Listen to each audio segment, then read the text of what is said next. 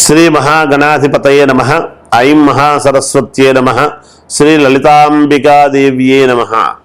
రాశి ఫలాల కార్యక్రమములో భాగంగా 12 రాసుల వాళ్లకు కూడా ఈ మే నెల 1వ తేదీ నుండి చివరి వరకు, మే నెలాఖరి వరకు కూడా ఏ రాసుల వాళ్లకు ఎలా ఉంటుంది ఏమిటి అనేటువంటి విషయాన్ని ఇప్పుడు నేను తెలియజేస్తున్నాను.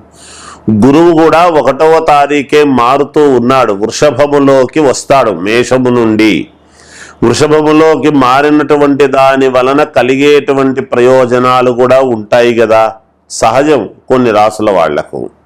అలాగని ఒక గురువు ఒక్కటే అనేటువంటి దాని వలనే కాకుండా మిగతా గ్రహస్థితులు కూడా అన్నీ ఎలా ఉంటున్నాయి ఏమిటి అనేటువంటి దాని విషయంగా మీకు తెలియజేస్తారు. ఎవరు ఎక్కడ ఆందోళన చెందాల్సినటువంటి పనులైతే ఏమీ లేవు.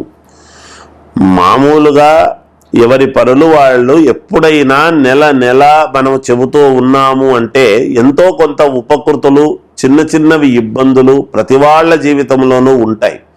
దానివల్లనే ఎవరు ఆందోళన చెంది ఇబ్బందులు పడాల్సినటువంటి అవసరం అయితే ఎంత మాత్రమూ లేదుగాక లేదు. ఏది ఏమైనా ఎవరైనా వ్యక్తిగతమైనటువంటి జాతకాలనైతే ఎవరికి వాళ్ళు ఎప్పటికప్పుడు చూసుకోవటం అవసరము రీత్యా చేసుకుంటే మంచిది అనేటువంటిది తెలియజేస్తూ ఉన్నాను.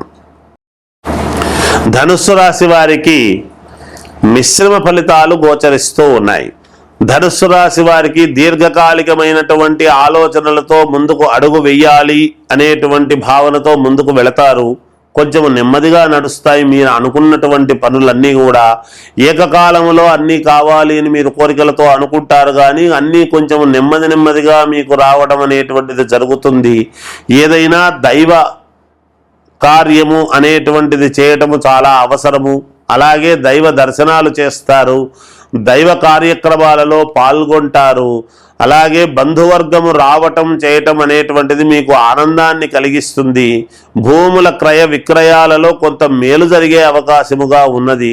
కోర్టుకు సంబంధించిన వాటిల్లో కొంత మీకు అనుకూలవంతముగా కోర్టు తీర్పులు రాబోతున్నాయి అని అనుకుంటారు. ఆ వార్త తెలియడం వలన కొంచెం సంతోషిస్తారు గాక మీరు.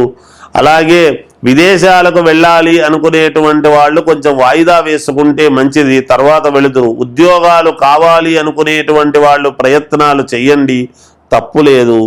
వ్యాపారాలు చేసుకునేటువంటి వాళ్లకు యథావిధిగా వ్యాపారములో రావాల్సినంత మాత్రమే వస్తుంది, కానీ ఎక్కువ లాభాలు రాలేవు, కొంచెము మామూలుగానే వస్తాయి.